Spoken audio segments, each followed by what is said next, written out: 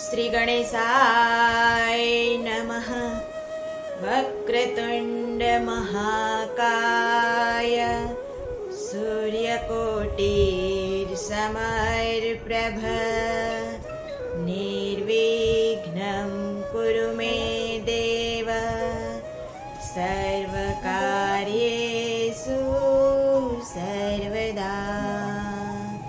નમસ્કાર મિત્રો, દરેક માતા પિતાઓને, વડીલોને, ભાઈ બહેનોને અને નાના નાના ભૂલકાઓનું હું હાર્દિક સ્વાગત કરું છું. દરેક મિત્રોને જય શ્રી કૃષ્ણ, જય માતાજી, જય સ્વામિનારાયણ.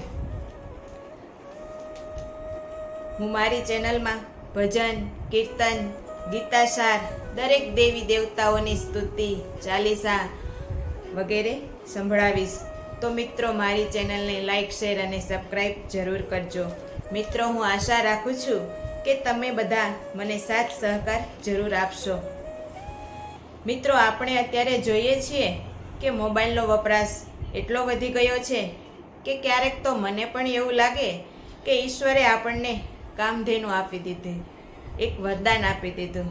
પણ જો એનો ઉપયોગ આપણે સદભાવથી કરીએ તો મોબાઈલ એક ઉપયોગી વસ્તુ છે, નહીં તો તે નડતરરૂપ પણ છે. જેમ કે ભગવાન શંકરે રાવણને વરદાન આપ્યું હતું.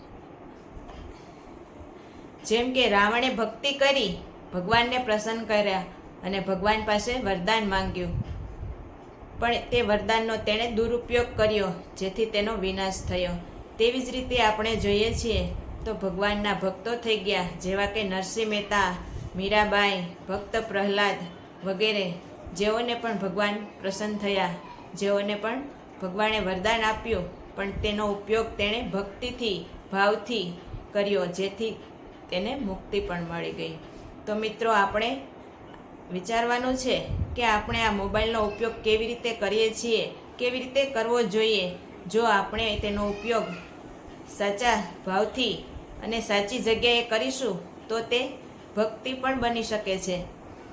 જેમ કે આપણે મોબાઈલમાં સારા સારા વિચારો, સારી સારી વાતો, વાર્તાઓ, ભજનો, કીર્તનો વગેરે સાંભળી અને એક ભક્તિ પણ કરી શકીએ તો તે આપણને ઉપયોગી પણ છે, નહીંતર તો મોબાઈલ નડતરરૂપ છે જ. તો મિત્રો, આવી રીતે આપણે મોબાઈલનો સદુપયોગ કરતા શીખીએ, અમે મોબાઈલમાં સારું સારું સાંભળવીએ તો એક ભક્તિ બની જાય, તો આપણે મોબાઈલનો સદુપયોગ કરતા શીખીશું. તો મિત્રો, આવી રીતે હું મારા આ ચેનલમાં ભગવાન વિશે, ભગવાનની ભક્તિ વિશે, ભગવાનની સ્તુતિ, ભગવાનની વાર્તાઓ, ચાલીસાઓ વગેરે મૂકીશ. તો મને સાંભળજો અને મારી ચેનલને લાઈક, શેર અને સબસ્ક્રાઈબ કરજો. જય શ્રી કૃષ્ણ.